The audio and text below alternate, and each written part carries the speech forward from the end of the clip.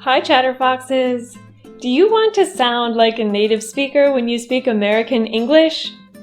In this video, you're going to learn 5 words that you're probably not saying like a native.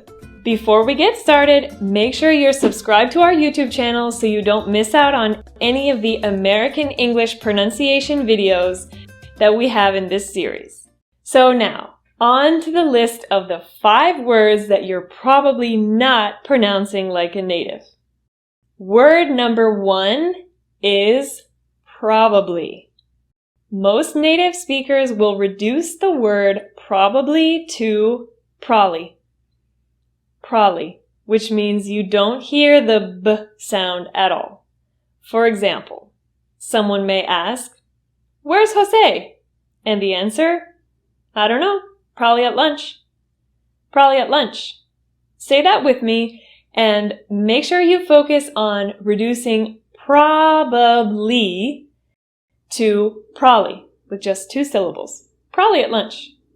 Probably at lunch. Probably at lunch. Great. Word number 2 that you're probably not pronouncing like a native is come here. Come here usually is reduced to come here, meaning the h sound in here is completely eliminated. So you don't hear that sound at all. Come here.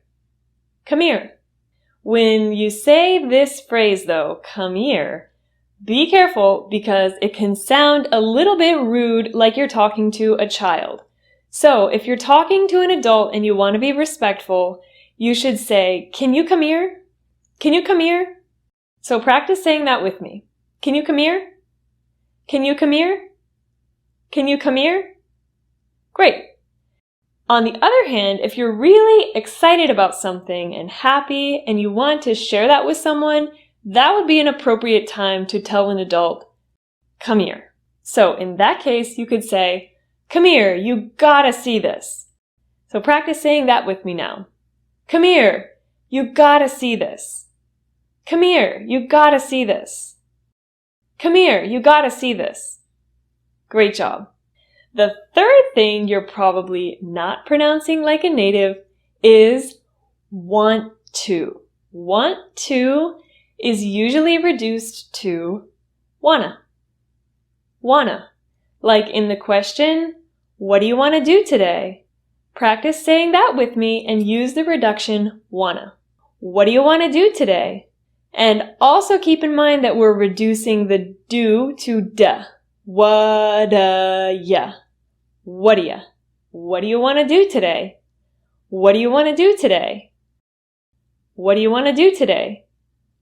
Great job. And the fourth thing that you're probably not pronouncing like a native is what's that?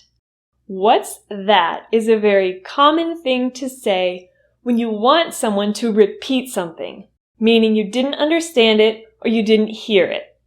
So instead of asking, "What?" because that sounds a little rude and direct, you can say, "What's that?" meaning, "What's that? What's that you just said? What was that you just said?" All that is reduced to, "What's that?" What's that? What's that? What's that?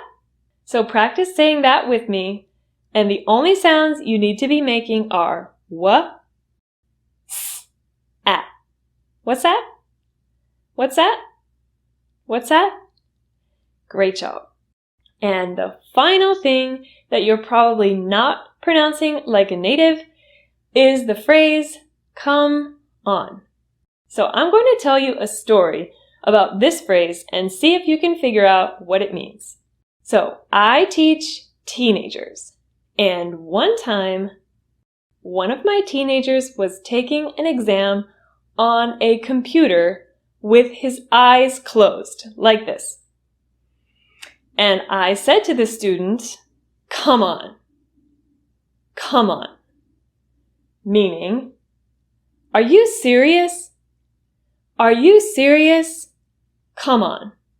When you say come on, you're making a sound. Come on. come on. And come on can also mean hurry up. Come on, we're going to be late. Come on, we're going to be late. Great.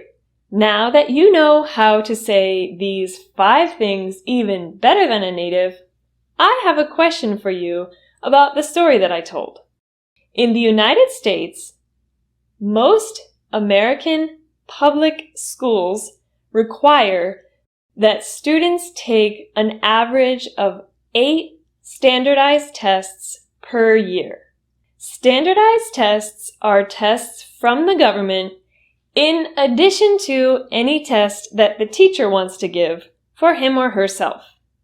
8 standardized tests from the government, in some people's opinion, is too much. But other people think that having all of this data from the tests is important to know if American public schools are teaching the children what they should know.